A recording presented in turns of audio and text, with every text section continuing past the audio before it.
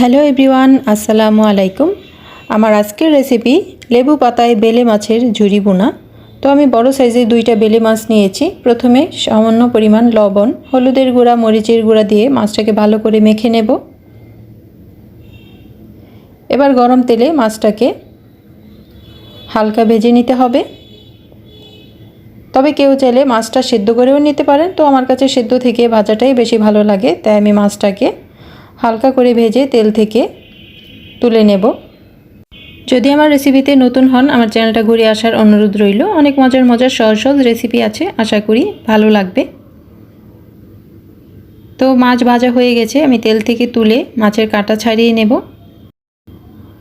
মাছটা বেশ গরম, ঠান্ডা করে তারপর কাঁটা ছাড়িয়ে নিতে হবে। তো যেহেতু গরম, আমি চামচ দিয়ে আগে বড় কাঁটাটা ছাড়িয়ে নিচ্ছি। মাওঘাটের সেই বিখ্যাত ইলিশের লেজের ভর্তার গোপন রেসিপিটা আমার চ্যানেলে আছে, যদি মিস করে থাকেন অবশ্যই দেখে নেবেন। ডেসক্রিপশন বক্সে লিঙ্ক দেওয়া থাকবে। তো আমি হাত দিয়ে ছোটো কাঁটাগুলোও বেছে নিয়েছি।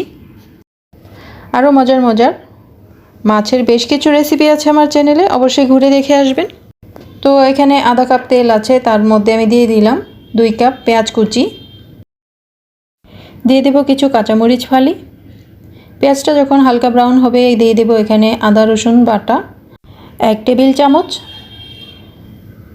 একটু ভুনে নিয়ে এর মধ্যে দিয়ে দেব স্বাদ মতো লবণ, হলুদের গুঁড়া 1 চা চামচ, মরিচের গুঁড়া 1.5 চা চামচ।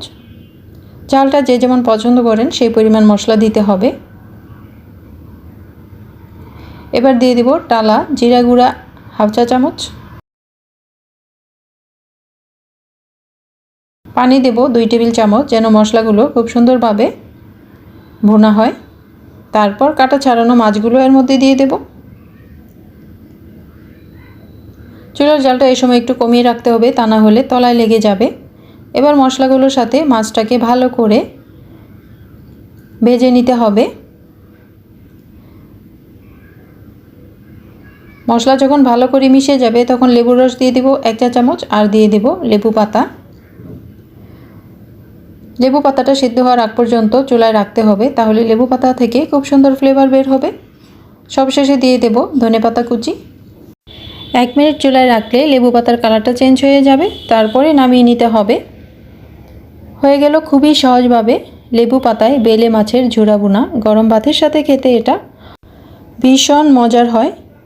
এতক্ষণ পুরো ভিডিওটা দেখার জন্য অনেক ধন্যবাদ। যদি রেসিপিটা আপনার কাছে নতুন হয়, অবশ্যই এভাবে রান্না করে দেখবেন। ভীষণ মজার এই রেসিপিটা গরম ভাতের সাথে আর কিছুই লাগবে না।